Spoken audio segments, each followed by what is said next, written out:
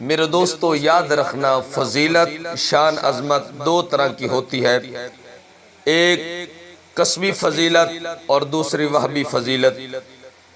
کسبی فضیلت اس کو کہتے ہیں کہ جو محنت کے ساتھ جد و جہد کے ساتھ حاصل کی جائے، اور وہبی شان وہبی فضیلت اس کو کہتے ہیں کہ جو اللہ رب العالمین جل شانہ اپنی مرضی کے ساتھ اپنی مرضی سے کسی بندہ مومن کو عطا فرمائے، اس کو وہبی شان اور وہبی فضیلت بولتے ہیں۔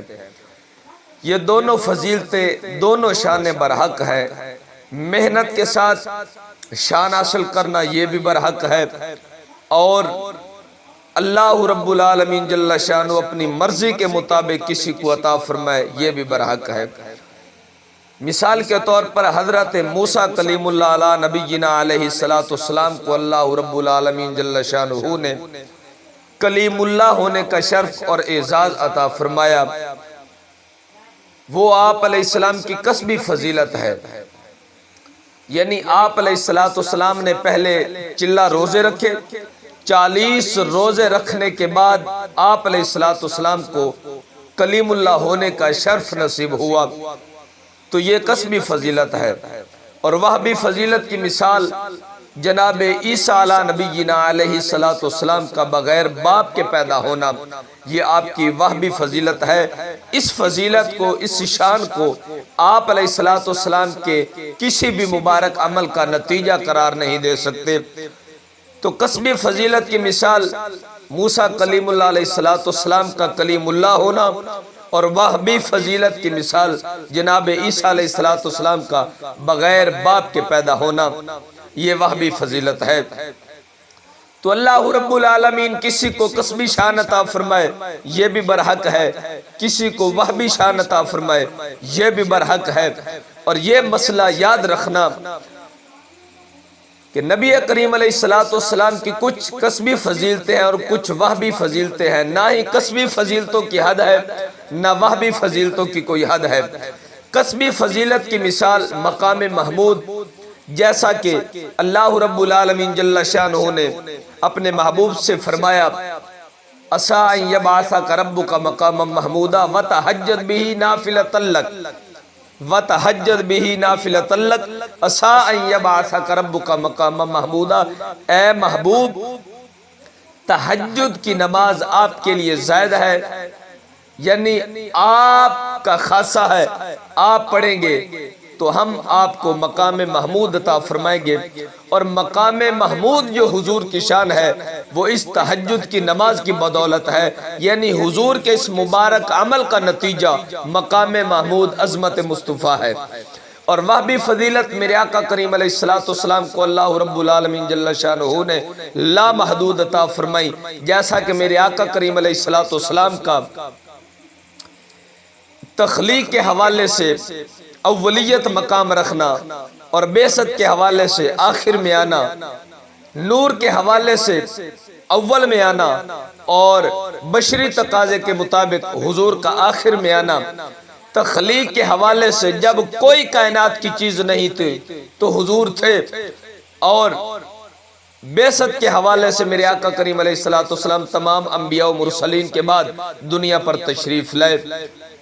اور دیگر میرے آقا کریم علیہ السلام کی ایسی فضیلتیں ہیں، جیسا کہ مشہور حدیث مبارکہ میرے آقا کریم علیہ السلام نے فرمایا، روئے زمین کے تمام عابدین، زاہدین، متقین، تمام غوث، کتب، ابدال، صحابہ کرام، تابعین، تبع تابعین، علماء و مشایخ، اکابرین، ائمہ مجتہدین، تمام سلف صالحین، قیامت تک آنے والے کل امتوں کی عبادتیں، ریاضتیں، مجاہدے، مراقبے ایک طرف، میں محمد کی فجر کی 2 سنتیں ایک طرف، مقابلہ نہیں ہو سکتا۔ جس نبی کی 2 سنتوں کا مقابلہ کائنات کے غوث، کتب، ابدالوں کی کل عبادتیں نہ کر سکے، اس محمد کے فرضوں کا عالم کیا ہوگا۔ تو عزیزان گرامی، حضرت ابراہیم علیہ نبینا علیہ السلام کے متعلق اللہ رب العالمین نے فرمایا، وَاتَّخَذَ اللَّهُ ابراہیم خلیلا کہ میں نے ابراہیم کو اپنا یار اور دوست بنایا۔ حضرت ابراہیم علیہ السلام کو یہ فضیلت مہمان نوازی کی بدولت نصیب ہوئی۔ مہمان نوازی آپ انتہا درجے کی کرتے تھے، جس کی وجہ سے اللہ رب العالمین نے آپ کو اپنا یار بنایا۔ حضرت آدم علیہ السلام سے لے کر جناب عیسیٰ روح اللہ تک کسی نبی رسول کو یہ فضیلت عطا نہیں کی گئی کہ اللہ نے کسی کو دوست اور یار بنایا ہو اور کسی سے اللہ نے فرمایا ہو کہ تو میرا خلیل ہے، تو میرا یار ہے۔ اگر یہ شان، یہ عظمت کسی کا مقدر اور مقسوم بنی تو جناب حضرت ابراہیم علیہ نبینا علیہ السلام۔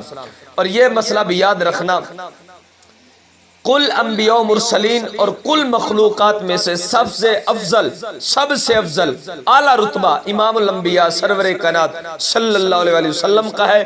میرے آقا کریم کے بعد کل مخلوقات میں دوسرے نمبر پر جس کا رتبہ اور عظمت ہے، جس کی شان ہے، اس کو جناب حضرت ابراہیم علیہ نبینا علیہ السلام کہتے ہیں۔ آپ حضور کے بعد کل مخلوقات میں افضل الخلائق ہیں۔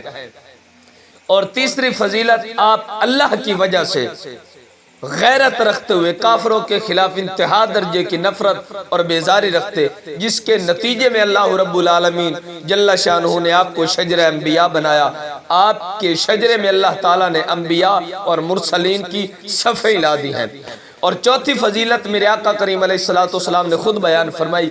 میرے آقا کریم علیہ السلام نے فرمایا، جب میں معراج پر گیا تو میں نے کلیم اللہ کو بھی دیکھا، عیسیٰ روح اللہ کو بھی دیکھا، یوسف علیہ السلام کو دیکھا، یعقوب علیہ السلام کو دیکھا، ایوب علیہ السلام کو دیکھا۔ الغرض تمام نبیوں کی میں نے زیارتیں کی، تو ہر ایک نبی کا حلیہ اور شکل و شباہت، قد و قامت میرے آقا نے صحابہ کے سامنے بیان کی۔ صحابہ کرام نے خاص طور پر حضرت ابراہیم علیہ السلام کے متعلق پوچھا، یا رسول اللہ صلی اللہ علیہ وسلم آپ بتائیں حضرت ابراہیم کیسے تھے؟ تو میرے آقا علیہ السلام نے فرمایا، جس نے ابراہیم کو دیکھ لو محمد کو دیکھ لے۔